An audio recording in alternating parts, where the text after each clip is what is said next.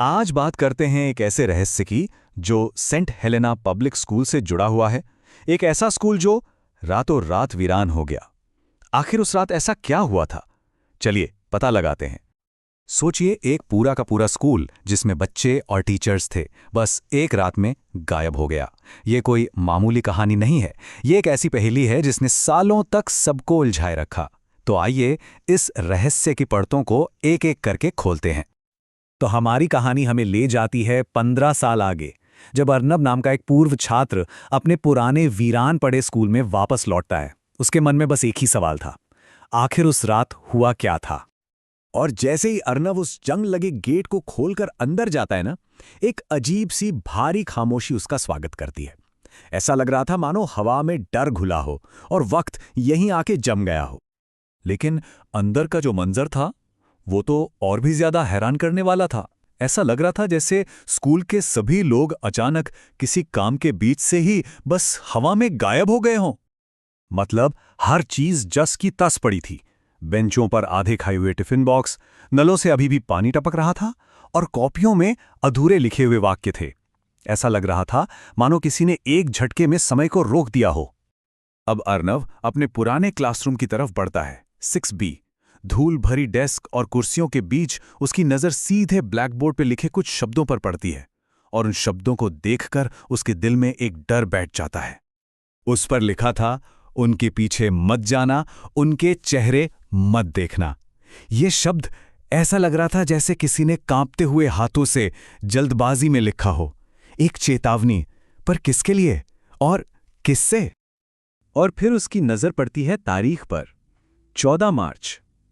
ये वही दिन था जब पूरा स्कूल गायब हो गया था और यही वो एक दिन था जब अर्नव बीमार होने की वजह से स्कूल नहीं आया था। जवाबों की तलाश में अर्नव आगे बढ़ता है और तभी उसे सीसीटीवी कंट्रोल रूम का दरवाजा थोड़ा सा खुला हुआ मिलता है। शायद यहां उसे कुछ जवाब मिल जाएं।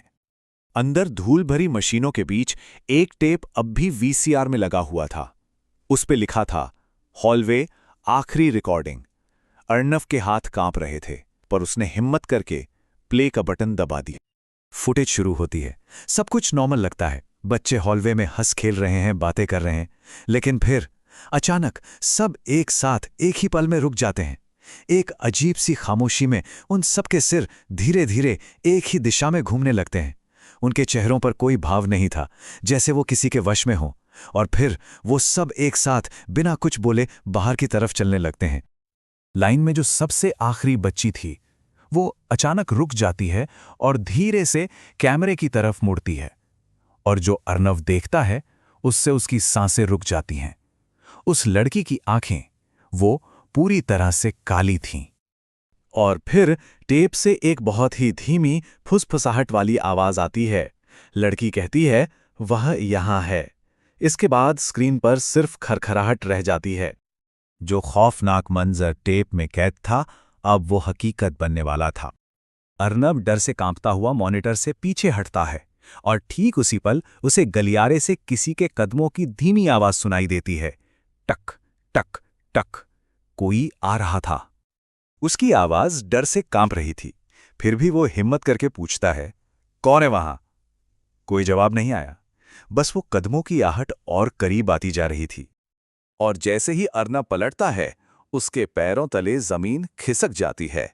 हॉल के दूसरे कोने पर वही लड़की, वही टेढ़ी गर्दन और वही खाली काली आंखें।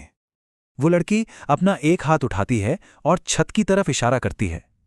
अर्नव जब ऊपर देखता है तो उसकी चीख निकल जाती है। छत पर सैकड़ों बच्चों के हाथ के निशान थे, जो धीरे धीरे हिल रहे थे, रेंग रहे थे। लड़की की वही फुसफुसाहट भरी आवाज पूरे हॉल में गूंजती है, तुम उस दिन नहीं आए थे, पर अब तुम यहां हो। अर्नव को समझ आ गया था, अब वो फंस चुका है।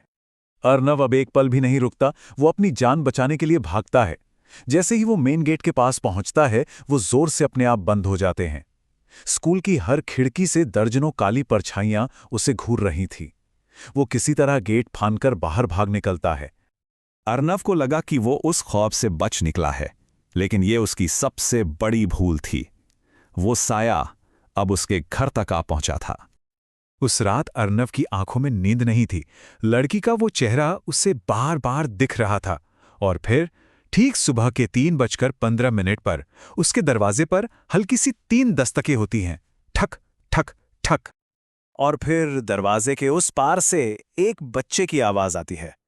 और वो आवाज क्लास 6B की अटेंडेंस ले रही थी। एक एक करके नाम पुकारे जा रहे थे। एक एक कर नाम लिए जाते हैं और फिर आवाज एक नाम पर आकर रुक जाती है। Roll number 27, Arnav. एक खौफनाक खामोशी छा जाती है और फिर वही आवाज फुसफुसाती है, प्रेजेंट। और इसके साथ ही दरवाजे का हैंडल बहुत धीरे धीरे नीचे घूमना शुरू हो जाता है।